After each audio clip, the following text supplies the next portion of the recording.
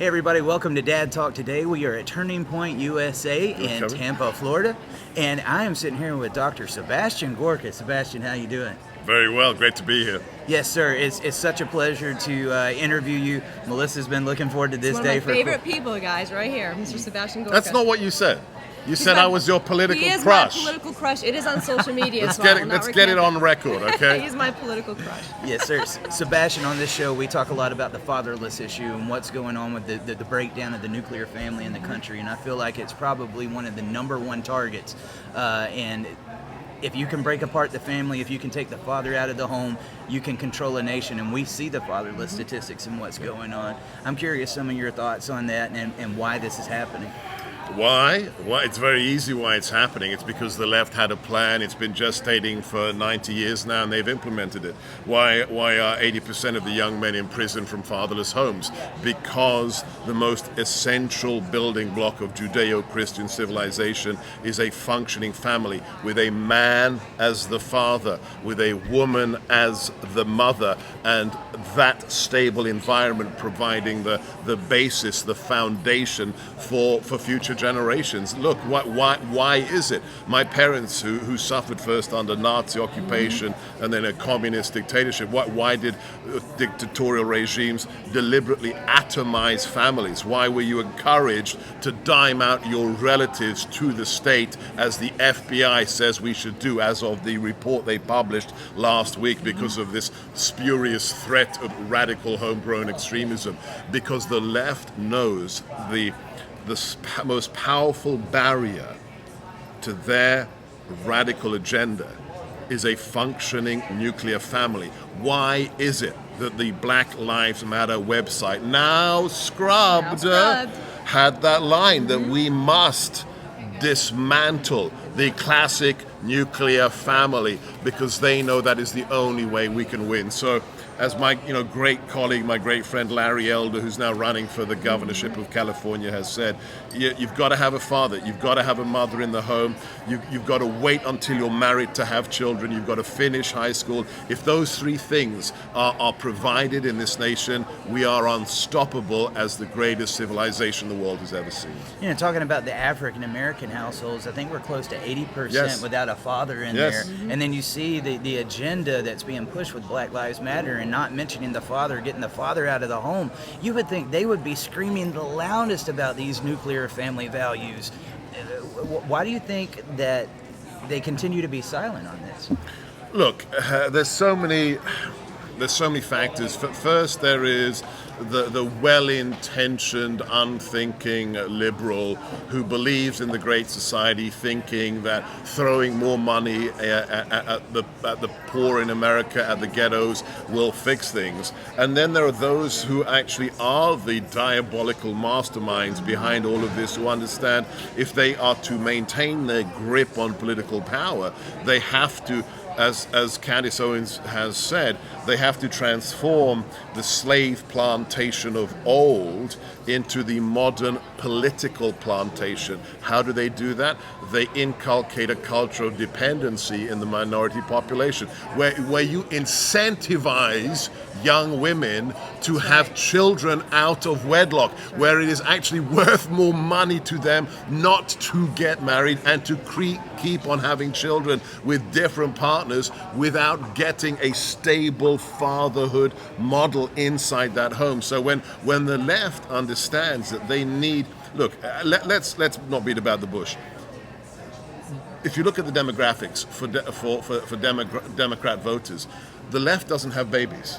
Okay, we have a problem in America reaching the 2.1 threshold for population replacement. But if you look at by voting demographic, the left has far fewer babies than conservatives do, which means what?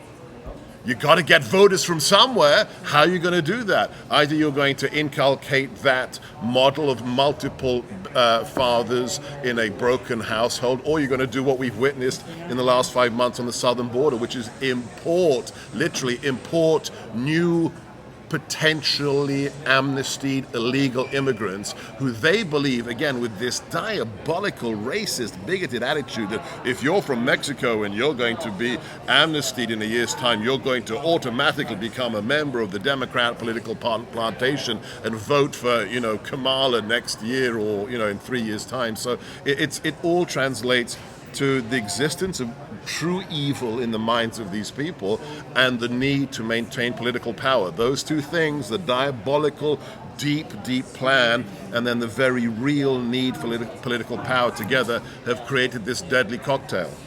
I'm glad you brought up these policies that incentivize women to have babies out of wedlock.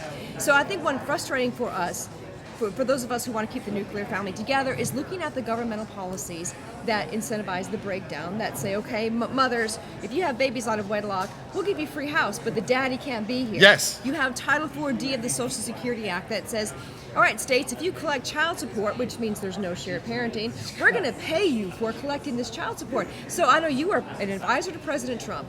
When you're looking at policy considerations, how does one tackle these issues that were instituted back with LBJ's time? How do you change these policies without a huge revolt from the population or a big disruption to get us back on track? Well, first you have to tell the truth. You have to have an accounting. You have to have a very simple spreadsheet of the literal trillions, not billions, the trillions that LBJ's Great Society project has cost the American taxpayer. And look, and this is the shocking thing. Anybody can do this in a few minutes on the internet.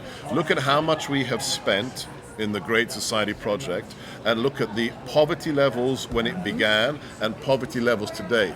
They haven't changed. We haven't changed the poverty levels, especially of black Americans, one whit, one iota, despite the trillions that have been invested, so-called invested in the Great Society. So number one, we have to realize government has no role, literally no role to play in the building of the family unit. What government has to do is get out of the way, number one. And then second, and we saw a bit of this under the second Bush administration, although I'm not a huge fan for various reasons, but at least there was a recognition that if you want to help, because we've got to help these people, right? We have created this sucking chest wound of poor people indentured to the state. We have to understand that the way to get them out of that isn't another check from the state. It is to allow local organizations, especially faith-based organizations, to be the helpers, the bedrocks, the mentors, the advisors, the places. Let's just boil it down to one issue. What happens to a human being, man or woman? What happens to their sense of self-worth when every month or every 2 weeks they get a check for something they didn't earn? Mm-hmm. You destroy a human being's sense of worth. If we can get people back to a place where they understand they have intrinsic value exactly because they are made in the image of their creator, break that steel bond between the overweening nanny state and these broken homes, and allow. We are the most charitable nation. You look at the charitable giving of Americans, we are more charitable than any nation on God's earth. Allow local organizations, charities, and churches to become the solution to this festering problem. Right. So let's look at the feminist movement. Do we have to? Unfortunately, I think it's part of the cancer that keeps growing, right? So we have the feminist movement that has essentially told women, look, you deserve the world. You deserve the best. You can be anything you want to be, even if that's at the expense of someone else, at the expense of your husband, your children, if you get married, whatever the case is. So now we're at this point in our society where we're having to re-educate, if you will, several generations of women back to it's okay to be a wife. It's okay to be a mom, a stay-at-home mom. It's okay to homeschool. But so how do we get back to where we need to be? And I like what you said. It starts out with telling the truth, which you have no problem with doing. If you watch this podcast, he has no problem with telling the truth, right? But how do we get back to where we need to be to start mending these families? Because if we can't do that, we're not going to mend this country. I'll just quote my good friend, my colleague at Salem, I call him my rabbi, Dennis Prager. He has so many great, little gems of wisdom, but one of them is there's only three types of people in the world. There are the fighters in the culture war who are on the front line. There are those who support the fighters, and the third group who do nothing. All you need to do, and this is my request, my humble request to all of your viewers and listeners, is make sure that you are not part of the third category. Don't censor yourself. Cleave to the truth. Don't, when you're on Facebook or on social media, at the local barbecue, don't say to yourself, oh, I can't say that. I can't post that because of what would... No, if it's true, you've got to say it. The truth will set you free. A man is a man. Forget about what the Bible says. A woman is a woman, because guess what, guys? Chromosomes are non-negotiable. Don't be a science denier. If you've got an outie, you're a boy. You've got an innie, you're a girl, as my good friend Chris Plant says on his radio show. So if you are loyal to the truth, we can win this. And so many exciting things are happening right now, whether it's the parents, the students, even the teachers pushing back on the bigotry of critical race theory. I personally think the trigger, in a good way, the catalyst for perhaps a reawakening of America is going to be the response, especially of mothers who may see themselves as apolitical, their response to this insane transgender radicalism that is destroying the lives of young girls across the world. I think we are at such a potential moment of rebirth that now more than ever you've got to be loyal to the truth. Sebastian, I'm glad you brought that up. I actually have a friend, we was with him at CPAC last week in Dallas, Texas. He got in trouble for coming on our show because he refuses to let the gag order hold him back. They've been trying to gender transition his son since he was 7 years old. He's now 9. The court has ruled in favor to let mom do this and told him he is not allowed to speak about it. We're talking about child abuse here. So we brought him on the show because we want, the media was all over it when it first happened, and now it seems like they're silent when he needs them the most. But what just completely boggles my mind, Sebastian, is how many people support this little boy going through this castration and getting pumped full of hormones. We live in a sick world, and I don't know how we got here. Well, it's very easy to answer the question how we got here. Conservatives allowed the left to take over our culture. I mean, look, I'm blessed to have a national radio show and a weekly TV show on Newsmax, but if you look at our culture in America, the only thing that conservatives own in the culture is talk radio. Everything else, whether it's Hollywood, the colleges, the schools, the mainstream media, it's all owned by the radical. I'm not talking about Democrats, I'm talking about the radical left. How did that happen? Guess what? Look in the mirror. It happened because we let it happen.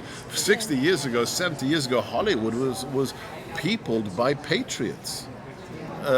Colleges weren't staffed by professors who think if you're white, you're always going to be a bigot. You would have lost your tenure for making such a racist statement if you were a professor 60 years ago. So, it can be done. We have to take it back, but every single person has a role to play. Look, what you said, it is castration. It's mutilation. What they're doing to the young girls. It's literally evil. It is evil with a capital E. And I didn't say it, a much wiser man said it, but a country, but a civilization is measured. The quality of a civilization is measured by how it treats the most vulnerable in its society, from the children to the aged to the unborn. And we will be judged based upon how we treat the unborn, the children, and the aged. But amazing things are happening, especially amongst, this generation. We have thousands of young children here, young Americans at this event. If you look at the pro-life movement, beautiful things are happening. So guys, keep on fighting. Absolutely. Well, telling the truth, people are afraid to tell the truth right now. They're afraid to tell the truth on social media. We've had politicians who are being sued for defamation for telling the truth or for voicing their opinion. Here we are in the United States of America where the First Amendment is supposed to prevail, but it's not. It's not prevailing. So, well, I shouldn't say it's not prevailing. I want I want it to prevail. But there's so many people that can't defend themselves in lawsuits. There's so many people who can't afford these lawsuits. We've got these leftist firms that are out there providing free representation to people just to drag some of our conservative politicians through the ringer through the court system.